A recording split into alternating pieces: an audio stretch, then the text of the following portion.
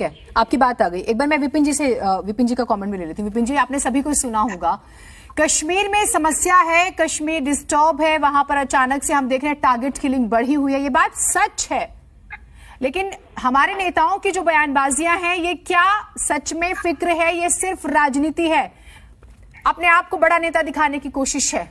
क्या आप इसका विश्लेषण करते हैं सर? विनोद जी, मामला बहुत संवेदनशील है और संवेदना दिखानी चाहिए, और बड़ा दुख होता है यहाँ पर कि ऐसे मुद्दों पर भी राजनीति होती है और एक दूसरे पे ठीकरा फोड़ते रहते हैं नेता, और वो बाज नहीं आते, कोई मौका छोड़ते नहीं।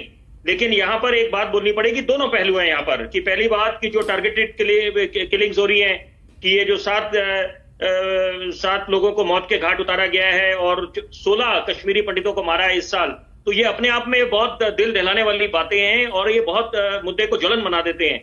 यहाँ पर ध्यान केंद्रित होना चाहिए कि कैसे आपने सब लोगों की जान मान को बचाना है जो कश्मीर में है। और सबसे बड़ी बात है कि कश्मीर तो धरती का स्वर्ग कहलाता है यहाँ पर, और इतने समय से अगर वो वहां पर मिलिटेंसी थी और वहां पर जाना दूभर हो गया था, और सबसे बड़ी बात है कि वहां पर जब 370 हटाएगी तो ये अपेक्षा करेगी थी कि कम से कम अब स्थिति संभलेगी, और निश्चित बात है नई सुबह का आगाज भी हुआ, नींव रखी गई है।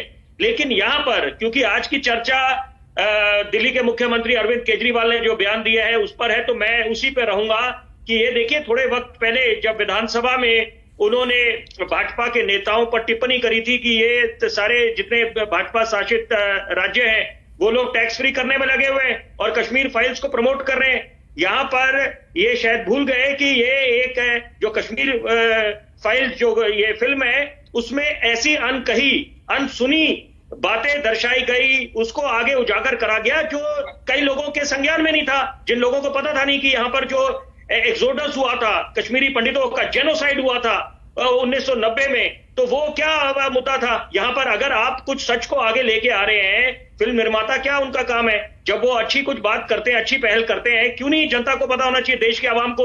उसमें हम लोग ये बोलते हैं कि वहां पर उससे किसी की भावना को उत्तेजित करा गया, तो ये मुझे लगता है कि थोड़ा गलत होगा। और सबसे बड़ी बात है, अब देर आए दुरुस्त है, अगर अच्छा उन्होंने बयान दिया है तो उसको स्वागत करना चाहिए यहाँ पर। लेकिन यहाँ पर क्योंकि कांग्रेस के प्रवक्ता भी बोल रहे थे शर्मा जी, मैं उस पर एक बात बोलना चाहूंगा। निश्चित बात है यहाँ पर मुद्दों का भरमार है। दिल्ली की अगर हम बात करें, हमने देखा कि पंजाब में कैसे ये दुखद घटना हुई है, सिद्धू मूसेवाला की हत्या हुई है, और सबसे बड़ी बात है दिल्ली में भी आप देखेंगे कानून व्यवस्था को लेकर, वो अलग बात है कि दिल्ली को पूर्ण राज्य का ओहदा नहीं मिला हुआ, तो यहाँ पर अगर पुलिस की लॉ एंड ऑर्डर की बात करें, वो तो केंद्र सरकार के तहत आता है, उनके अधीन है, MHA के, मिनिस्ट्री ऑफ होम अफेयर्स के। और सबसे बड़ी बात है यहाँ पर मुद्दों की कोई कमी नहीं है। यहाँ पर पहले अगर अपना घर संभालना चाहिए, यही सबसे अपेक्षा करी जाएगी नेताओं से कि पहले अपने राज्यों की स्थिति देखें। लेकिन ये बात बोलना एक सवाल मैं आपसे और लेती हूं। मैं एक बात बोलूंगा, कांग्रेस एक मिनट की 1998 से लेकर जो 2013 का दौर दिल्ली ने देखा, दिल्ली राजधानी ने देखा, वो निश्चित बात है स्वर्णिम दौर था। मैं एक मिनट थोड़ा धैर्य देखिए, वो स्वर्णिम दौर था जब मुख्यमंत्री शीला दीक्षित होती थी। यहाँ पर हम लोग तरस गए, मैं खुद दिल्ली वासी हूँ और बतौर पत्रकार जाया करता था विधानसभा, और देखिए जो श्रेय लेने के लिए तो सारे राजनीतिक दल आगे हो जाते हैं, वो ले लेते हैं श्रेय कि ये हमने काम करे, कोई भी हो, कोई भी इससे अछूता नहीं है। लेकिन विफलता के लिए बड़े कम नेता हैं जो जिम्मेदारी लेते हैं। शीला दीक्षित उन महान नेताओं में से थी, और ये जो सच है उसको आपको बोलना पड़ेगा सच। और अच्छा, एक सवाल आपके लिए विपिन जी, ठीक है विपिन जी, क्या अरविंद केजरीवाल जी अपने आप को सेंटर के लीडरशिप में एक बड़ा लीडर देख रहे हैं पूरे देश में, इसलिए वो सेंटर को सीधा टारगेट कर रहे हैं या सीधा सवाल पूछ रहे हैं, सेंटर के फेलियर्स बता रहे हैं? आपका सवाल जीनत जी बहुत अहमियत रखता है, और निश्चित बात है यहाँ पर कि जब देखिए अगर आज कांग्रेस सत्ता पे काबिज नहीं है, और दोनों चुनावों की बात करें जो बड़े चुनाव हुए लोकसभा के 2014 का और 2019 का, तो वहां पर प्रचंड बहुमत भाजपा को मिला और यहां पर जनता ने नकार दिया कांग्रेस को।